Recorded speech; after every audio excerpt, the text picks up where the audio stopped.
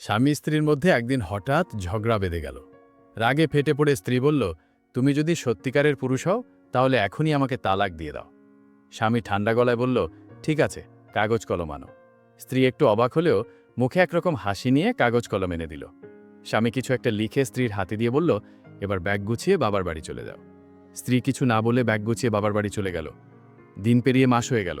স্ত্রী বারবার ফোন করেছে, মেসেজ করেছে, কিন্তু স্বামী কোনো উত্তর দেয়নি। অবশেষে একদিন স্বামী নিজেই ফোন করল। ফোন রিসিভ করতে স্ত্রী কান্না ভেজা কণ্ঠে বলল, তোমাকে ছাড়া আমি বাঁচব না, প্লিজ আমাকে আবার ফিরিয়ে নাও।